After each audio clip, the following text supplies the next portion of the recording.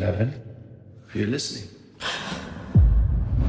We have been kept on the edges of our seats by this absolutely phenomenal show for 3 seasons. But hold on to your seats for season 4. If the ending of season 3 is anything to go by, where we were placed on an awesome roller coaster ride of emotions, then season 4 will start with a bang. We wanted to know what the latest word online was regarding season 4, so we went and found out. Hold on to your seats, because normal is going bye-bye. Season 4 will be the craziest season yet. This is what we came up with. Stranger Things, Season 4 will be the craziest season yet. Here's why. But before we get into the video, don't forget to leave a like and subscribe to the channel with notifications turned on so you don't miss any of the new videos we post. Could Chernobyl be a part of Stranger Things Season 4? Here's your wildcard theory right off the bat. The Chernobyl disaster could get a little shout out in season 4 or may even feature in some way. Stranger Things 3 ends in the latter part of 1985, which means the Chernobyl disaster, which happened in spring of '86, is mere months away in their timeline. Large parts of the USSR, including Russia, were impacted after the nuclear disaster, and after seeing the post-credits scene, it would not be unfair to assume we might be spending some time in that part of the world. Maybe the theory is not such a wild card. In Stranger Things 4, we may find out that Chernobyl was a cover-up for something way worse. The problem is that Chernobyl is very far from Kamchatka. But then again, in the upside down, anything is possible. Hopper is alive, but is he still in the present? As season 3 ended, Joyce turned the keys to destroy the machine that destroyed the dimensional rift. In turn, Hopper seemed to have been killed in the ensuing explosion, but Hopper is not dead. There are 2 reasons we know this. Firstly, in the inset after the first half of the credits had rolled at the ending of season 3, 2 Russian soldiers approach a cell and the one says, "No, not the American," and they subsequently take the man in the next cell. The actual giveaway, however, is in the trailers of season 4, where in every single one Hopper is shown to be alive and working as part of some chain gang. There is a Russian song played in the background. The song is actually a war anthem titled "The Red Army is the Strongest." There is another question that arises here. If Hopper escaped, did he go through the wormhole before it closed, and if he did he travel back in time? If the wormhole can bend dimensions, can it not also bend time? There are some reasons we think there is a possibility. Firstly, in the letter Hopper left Elle, he said he wished he could turn back time with regards to his reaction to what happened between her and Will. There was also the discussion between Steve and Robin about the logic of the Back to the Future movies. Because he's in the past, so the future is actually the present, which is his time. Hopper could be in 1983 or even earlier. Another reason this makes sense is because how did the Demogorgon get to Russia? Is it possible that the Demogorgon was actually created in Russia and then sent to the USA as a biological weapon? Is it therefore also possible that Hopper caused everything that happened from season 1 up to the end of season 3? We are in Kamchatka, Russia, this time. We all know that the Russians are involved in season 4 because that is how season 3 ended. In the inset, we saw a snow-covered landmass and the title read Kamchatka, Russia. So season 4 is bound to start on this 1,250 kilometer long peninsula. In the season 4 trailer, we see a facility and what look like prisoners, including Hopper, working on a railway line to the facility. According to the Internet Movie Database, the first episode of season 4 is titled The Hellfire Club. In trailers, we also see some kind of massive explosion at a Russian facility, maybe Chernobyl, and the Russians seemingly fighting a much larger Demogorgon than Elle and her friends fought in season 3. Of course, this is also the Soviet Union, as can be seen by the Cold War hammer and sickle flag constantly visible in trailers. Imagine some tremendously entertaining action hijinks between Hopper as a proud American versus the Soviets. We learn more about Elle's mysterious past. Elle is probably one of the 2 to 3 favorite characters in Stranger Things. Since she first appeared, she has had us all wondering, but we may just be becoming used to this character, how to spruce it up. In the new season trailer, we see a girl lying on the floor of what seems like a classroom.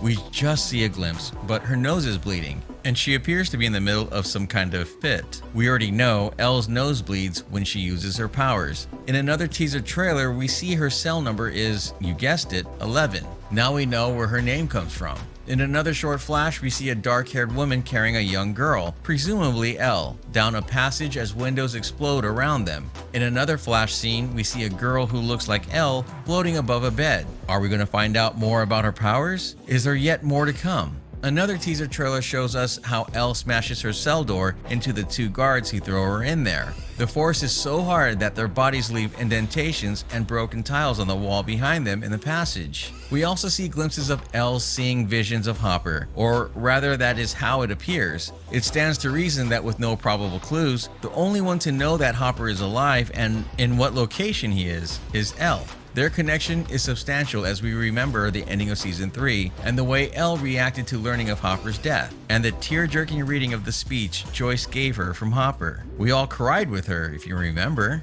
Well, I didn't, but many did. At the end of Season 3, Elle's powers seem to have left her, but the most common story plot is to make things look bad for the protagonist, in this case, Elle, before making our heroes come back even stronger than before. We suspect Elle is going to rock our world in Season 4 once her true powers are revealed, and we suspect they are massive. The Demogorgon is bigger. The Demogorgon we saw in Hawkins at the end of the previous season was big, but the one we see in Season 4 trailers seems massive. At the end of the previous season, we see the Russians feeding a Demogorgon a snack in the form of a human being, probably a prisoner. The Demogorgon is small and walks on two legs, but then in trailers we see the normal Demogorgon just much bigger. This new beast seems to have been created by the Russians. You know the old adage, the bigger the Demogorgon, the bigger the fight? Or something to that effect. Anyway, a bigger monster means bigger problems. Let us just hope it does not reach Alaska. But then again, if it does, we will be in for a big fight. Elle may play a leading role in this. Keep the door open may mean so much more. Hopper telling 11 to keep the door open 3 inches is a phrase that brings Stranger Things 3 full circle. In the first episode, we see Hopper fighting a losing battle against 11 and Mike's raging hormones, urging them at every turn to keep the door open 3 inches. In the final episode, the phrase reduced fans to tears as 11 read the emotional speech Hopper prepared. But wait, what if keep the door open is much more than the mantra of a frustrated father of a teenage girl? What if it's hinting at how Hopper could be rescued in Season 4? One Reddit user guesses that the phrase is foreshadowing them needing to keep the portal slightly open for him to escape, or they'll need to reopen the door to get him back out safely. Golly, we love a neat theory like this one. We just kind of wonder why he did not say it directly. It may be that subconsciously he thought it, and Elle will realize this in Season 4.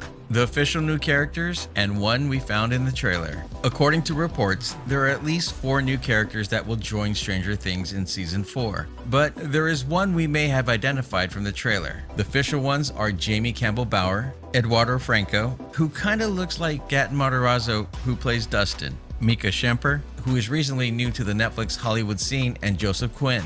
Jamie Campbell-Bower is best known for the Mortal Instruments City of Bones, in which he played Jace. He also had the role of Caius in the Twilight Saga, so we know he's a good actor. Since Eduardo Franco looks like Gaten Matarazzo, is it possible he's replacing Dustin? Gaten is an accomplished actor who may be looking to spread his wings beyond the series. Who knows? Mika Schemper is young and does not even pop up on IMDb. Is it possible she is playing a young Elle? Very much so, we say. Lastly is Joseph Quinn, who played Connor in Game of Thrones and Grunauer in Overlord. He will be playing Eddie Munson in Season 4 of Stranger Things. In the trailer, one of the soldiers guarding Hopper and the other workers looks like Cedric Henderson, who played the Faceless Man in Game of Thrones. We can see that he wears an officer's cap badge, so it makes sense that he will play some big part in at least part of Season 4. We were fantastically entertained by 3 seasons of Stranger Things. It was a show with so many ups and downs and so many strong emotional triggers that it is sure to keep us coming back for more and should deliver.